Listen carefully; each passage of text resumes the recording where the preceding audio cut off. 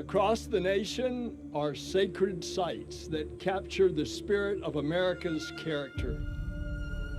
And one of those places is right here, the Kennedy Space Center. Every single vehicle that has carried humans beyond the bounds of low Earth orbit has undergone integration and testing in that vehicle assembly building, crawled down this roadway and launched right here from the Kennedy Space Center. The Space Launch System, mated with the Orion spacecraft, will continue this proud tradition. As soon as we roll out of the vehicle assembly building, High Bay 3, and the world gets a chance to see this rocket, I think it is going to be shocking. On March 17th, NASA took a giant step toward returning humanity to the moon. The fully assembled Space Launch System rocket and Orion spacecraft for the Artemis I mission made its debut outside the massive vehicle assembly building. We've seen the mobile launcher outside, and it's massive, but now add an over 300-foot rocket on top of it, it's just going to be amazing. Charlie Blackwell Thompson oversees the launch countdown, ultimately providing the go for launch. Entity, launch director, representing this team and all the men and women that have worked to make this day happen, I proudly give you a go to roll the Artemis launch vehicle to the pad. Ladies and gentlemen, the world's most powerful rocket right here. Once outside, the rocket began its nearly 4-mile journey to the pad, riding atop a 6.6 million pound crawler transporter, which was originally constructed to transport the Apollo moon rocket. In 1 year, we have completely stacked the vehicle. We've completed most of our testing, all very successful, and we are so close to launch, and the excitement is just crazy. Now NASA's new moon rocket is making the same journey the Saturn V took 50 years ago. And just as all eyes are on the SLS tonight as it makes its journey, in a few short weeks, all eyes are going to be on the sky as it rocks the space coast and takes its maiden flight around the moon. It is amazing to see the culmination of all of this work of many years from many industries and many people that have come and go, to have a chance to then now see their work going over to the pad and then launching to go to the moon. The rocket is rolling to historic Launch Complex 39B, its launch pad used for both Apollo and shuttle launches, sending hundreds of astronauts to space throughout the decades, and now on tap to send hundreds more as we return to the moon and venture beyond to Mars. But for this mission, there will be no astronauts on board.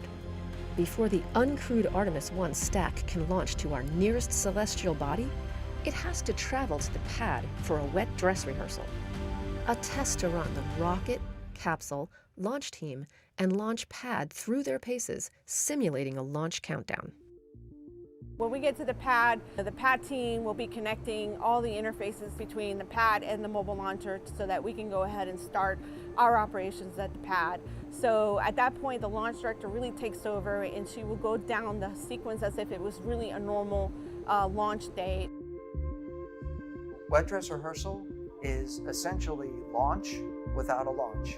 It is to really, the reason we're doing it is to verify and validate all of the pieces that go into launch countdown. So wet dress is really our opportunity to find any issues or adjustments that we need to make in our launch countdown. For Artemis I, the wet dress rehearsal is the final and most critical test before the rocket can return to the launch pad for liftoff to the moon. During the countdown, over 730,000 gallons of supercooled liquid propellants will be loaded into the rocket as part of the nearly 2-day launch countdown.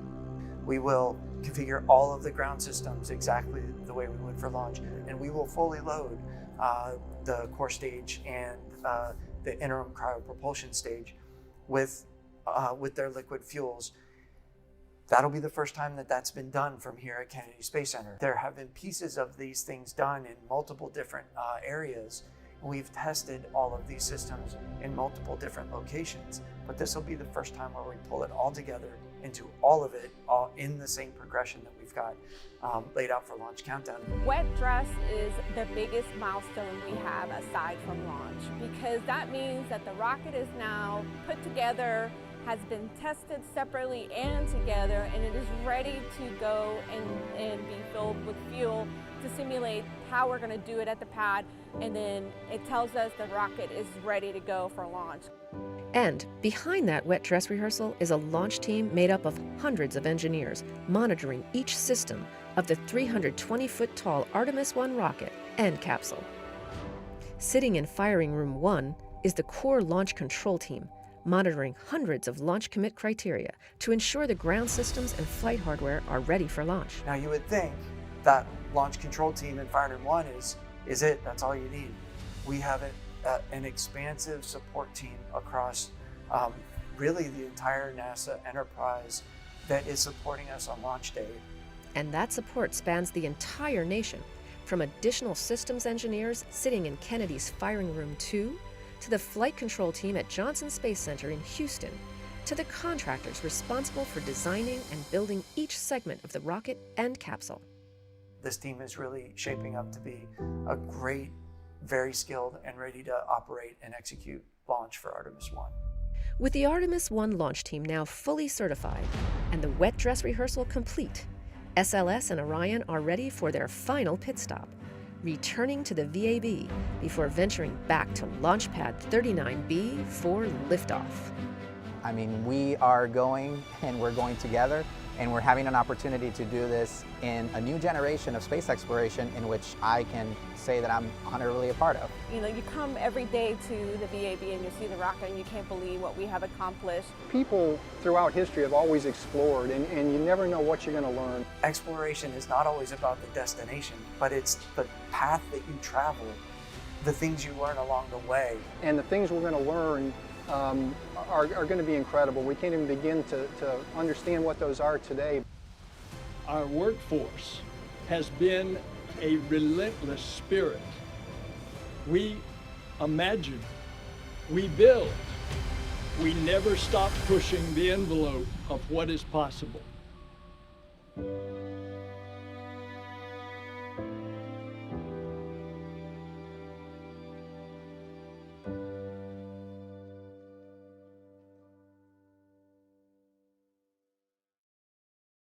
Subscribe our channel and press the bell icon so you never miss any video.